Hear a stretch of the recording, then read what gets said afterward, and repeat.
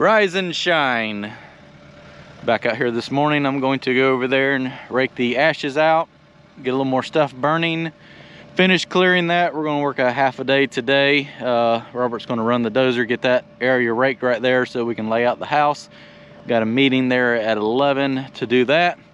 And we got to go back home, and Mr. Dirt Perfect's coming and start working on the haul truck this weekend. So that's exciting, and hopefully he'll have time to kind of blade over some of that. But a lot of people ask me how to put the rake on, so I'm gonna let Robert film it as I put it on. Normally it only takes about 2 or 3 minutes if you line the pins up right, so he's here, so it should go quicker than that. Just kind of scoop it up, line it up, push the pins in.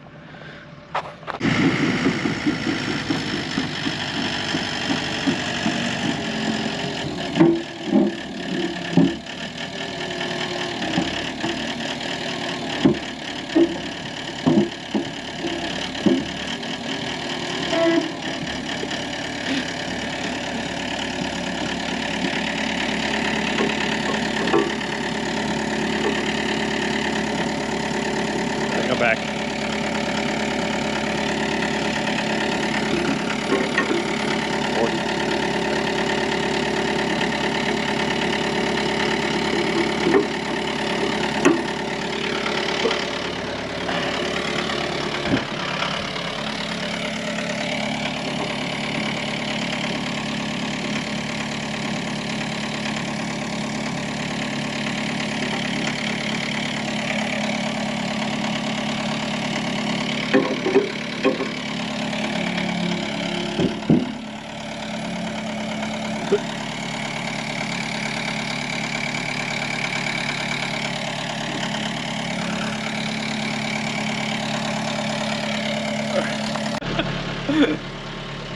Oh, and somebody probably should have put the bolts in before I picked the blade up, or you couldn't slide it, but that's what happens when you video. You screw everything up. That still only took not very long. The D6 is a bit of a pain, but only because the blade doesn't angle and it's not hydrostatic, but it can be done. But this one's definitely a lot easier. All right, let's go stack the fire up and do some clearing. Look at that steaming pile of hot ashes.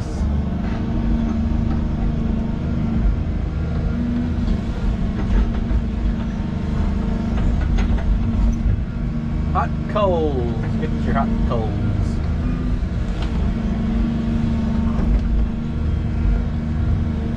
And your logs, get your logs. All right, pile all that. We need more power, not that much power.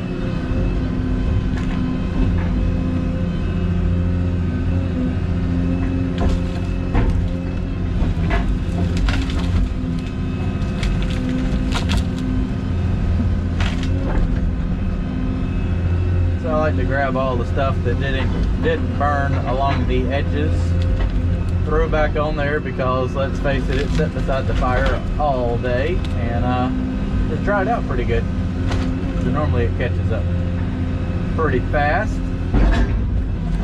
So I'm going to mess with the fire till about 9 o'clock, and then I know I'll have enough time to finish that clearing before everybody gets here.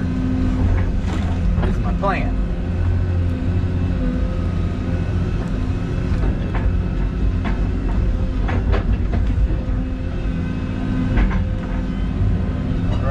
Over here and get some dry brush, because that was logs that didn't catch on fire.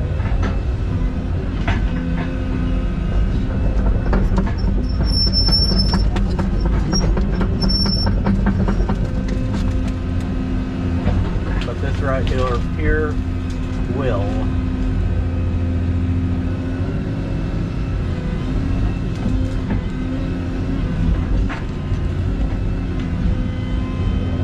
Hopefully. So much stuff to burn, but hey, I'm getting rid of it. If I get rid of 10 or 15 truckloads a day, it's slowly, as long as I got something to do while I'm up here. it's worth my time. But after today, it's gonna need to rain before I can do much more up here as far as burning. All the majority of the grading will be done today.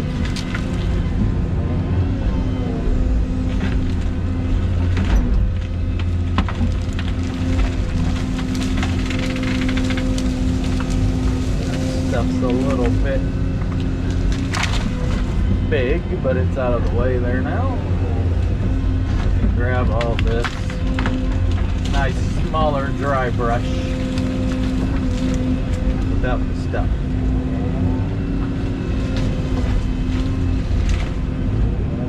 That'll get burning soon.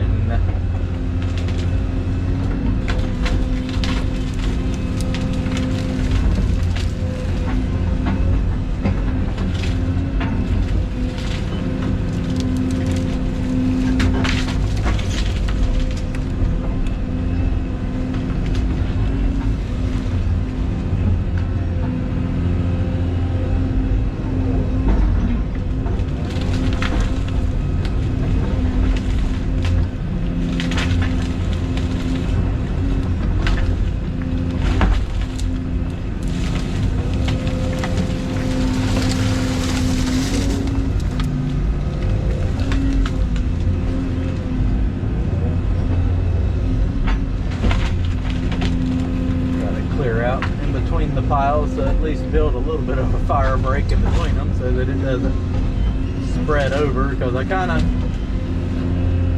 you know, it hasn't rained in a week, so it's kind of nice to have a little bit of a fire break in between the piles here. As you can tell, it doesn't spread the greatest in the world, but I don't want that whole entire pile accidentally catching on fire while I'm not here.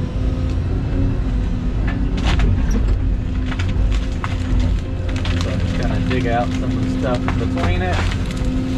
That way it doesn't have any fuel to spread with.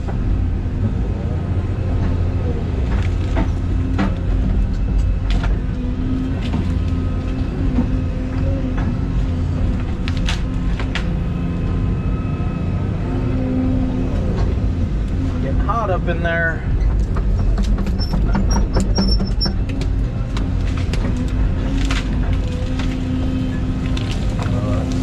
Dry stuff there. Let's see if we can get that over. Some of the dirt's trying to put the fire out. Get that put down. There we go.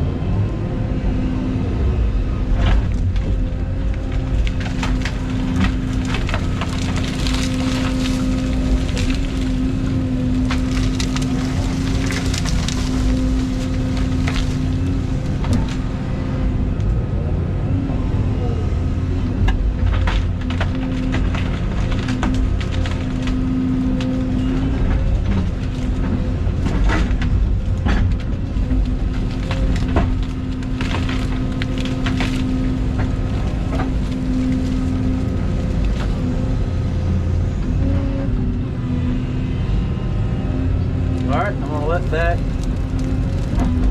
catch up. I'm going to go around the other side of the...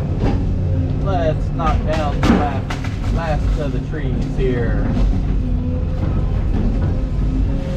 So I saw some flags. So I think this is where they wanted the septic field to go.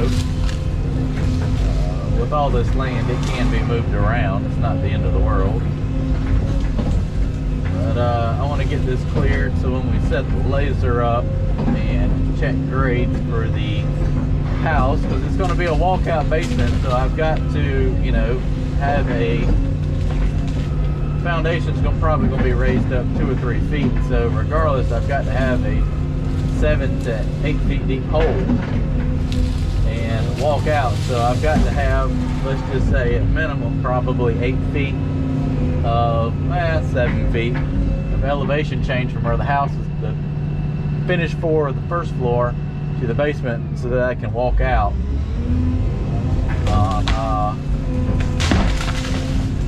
There's some slope here, but it's not an incredibly large amount of slope, but I'm thinking it can go right there and I can waste all that dirt down the hill. But until I start checking grades. I don't know. But the builder's supposed to be here in a couple hours and we will figure that out. Hopefully.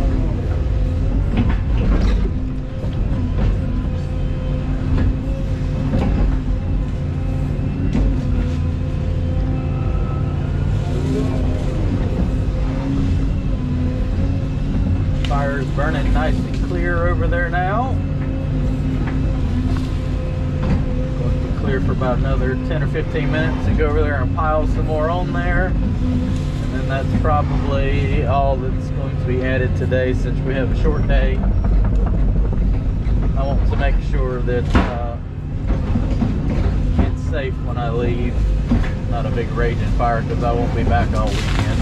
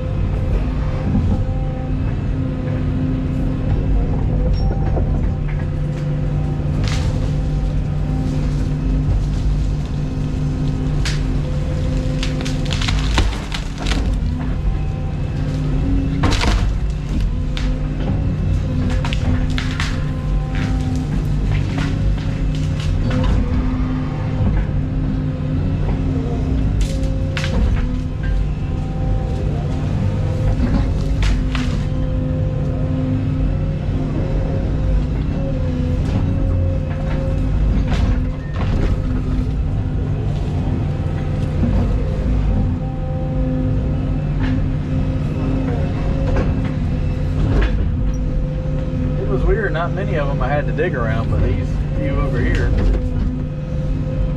I had to dig around at least one side to be able to get the stump up.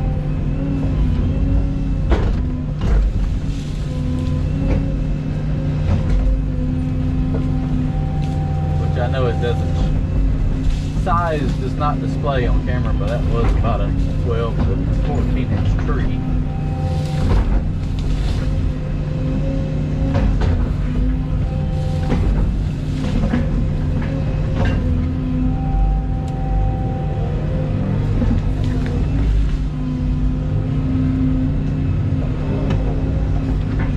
The light is at the end of the tunnel right there. That's as far as I've got to go to that opening where I finished clearing from the other direction and tie it together.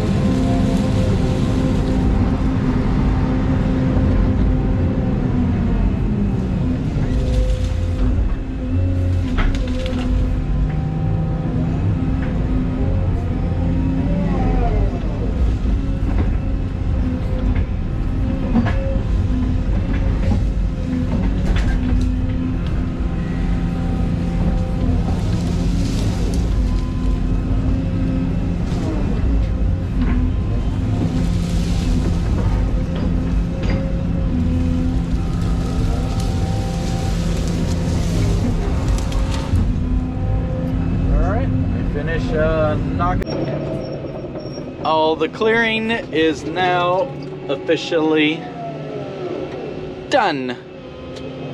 Fire is burning pretty good. Got my meeting here pretty soon. I'm gonna go jump on the D6 and push these 3 or 4 piles over there out of the way. Robert has got all that raked and is now blading over it with the dozer, getting that slicked up. That's looking pretty good. I'm gonna run over here and park this and jump on the 6. Do a little pushing.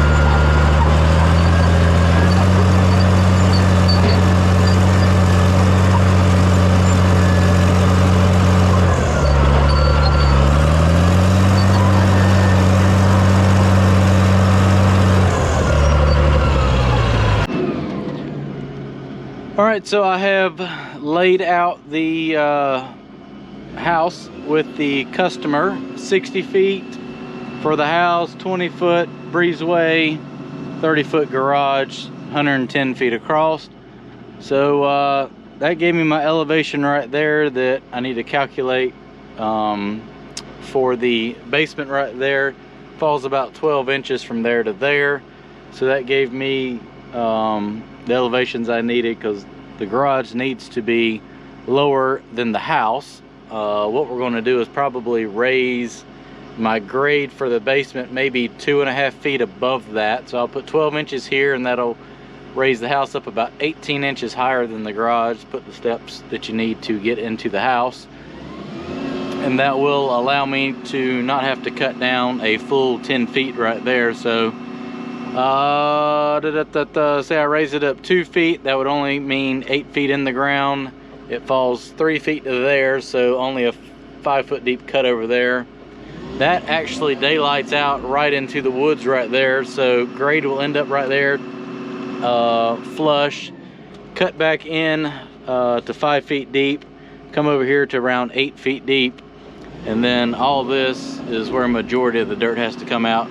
I've actually got to clear maybe another 20 feet or so right in there, just because to get it to daylight out into the woods right there, I need to take that down about 2 feet lower, and it's hard to do that when there's trees there. So I'm gonna go ahead and knock those down real quick, and that's going to pretty much wrap out today.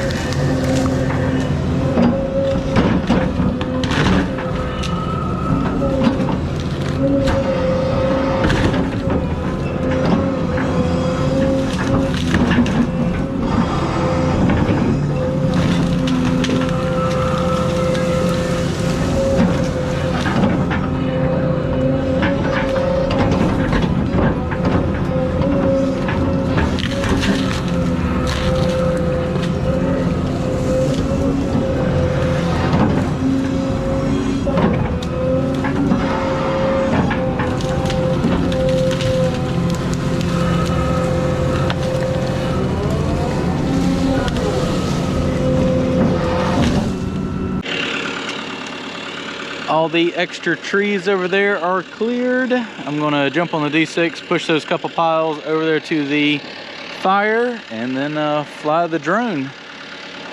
Because that's about all I can do today. Come back next week. If it's not looking like rain and I can't burn, I'll probably go ahead and dig the basement and get that road put in. But yeah, making progress. It's really shaping up nice.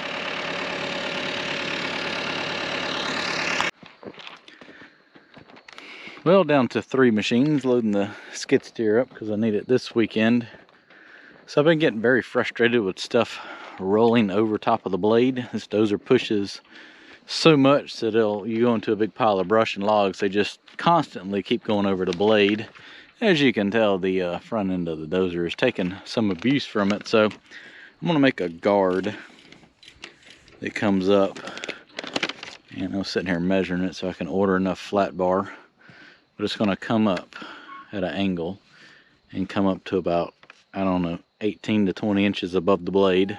Seems like to be the magic threshold. What I can't go any higher because if you back drag or back up, this rake pivots up, and if I go too high, when it rotates out, it's going to slam into the front. I don't want it to do that, so I'm thinking around 18 inches, which puts it up about that high, is going to really help keep stuff. Because what happens is logs come up here and they just slide right up this rake and over, and they get all hung in between the blade and the front of the dozer. And as you can tell by all the bark and scratches, that it gets very aggravating, and a lot of times they're so heavy I can't even pick them up, so you just got to run around and try to knock it off on a tree or something. But I think that'll be good. That comes up, and then a bunch of probably bars every 6 inches kind of at an angle, so if you're pushing into something, it'll hit it and direct it away out, so nothing goes in there and screws up the radiator. So let's fly the drone and get a good aerial of what I've done out here so far.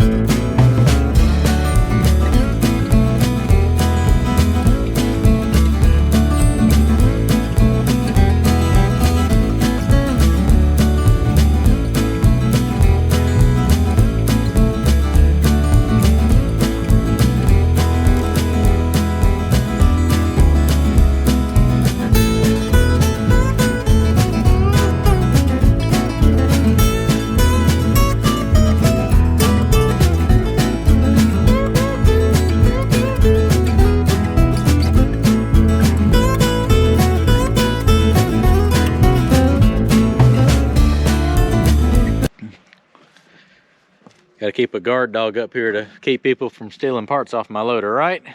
Heck yeah. So valuable loader right here. How's it going under there? It's coming. It's coming. Less leaks than it started with. Oh, that's good. That's good. Is that what's left of the engine oil drained out?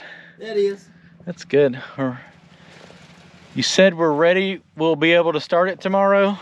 Absolutely. Okay, well the starter's on the track. It'll go in. It'll go in. How many extra bolts did you end up with? It's only 13 right now. Only 13? That's it. Well, that's good because you probably took off 1,000. Yeah, so the odds are in our favors. There's more in it than we have left. Yep. All right, question. That filter I gave you is different from the filter that's on that? Correct. Have I crossed the number yet? Not yet. Okay. That's why it's also not on there yet. When we changed it though, that filter I gave you is the one I used, I thought, but clearly it's not the same. It looks the same, it's just different. It looks about the same. Yeah, okay. So yeah, all that had to come out. It's coming back together though. Coming back together. Fingers crossed we're going to start it up tomorrow, right? Indeed. Indeed, he says. Are you ready to work on some more of my projects? I am. You've worked on about everything I own. We still got 2 torn apart right now. I know. I have kept both of y'all busy pretty much all week. And y'all gonna get the off-road truck where it don't need any working. Hopefully. We still got to put the park brake pads on it. But the ARC's been blowing pretty good on it. Yeah. That hasn't. I've got to figure out where that valve is to change it back to heat, because it was a bit frosty in there the other morning. There's all the oil, so pretty much a few more loose ends and top it off with fluid and probably jump start it. I do have a 24-volt jump box. I'll charge it up. I have a feeling we're going to need it.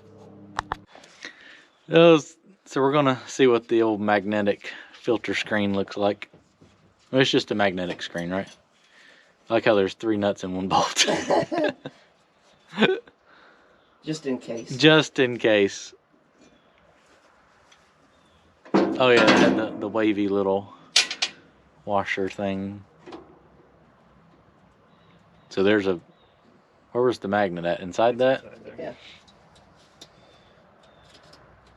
It was clean. Oh, that Look at is it. Clean. Look at that don't look. Oh, you should have seen it when Not we near first. as bad as it was. Oh, it was a solid tube. Solid, like the inside was full too.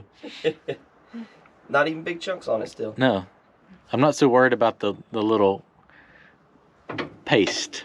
It's the chunks. The chunks is The what chunks gets hung in places. are what get expensive.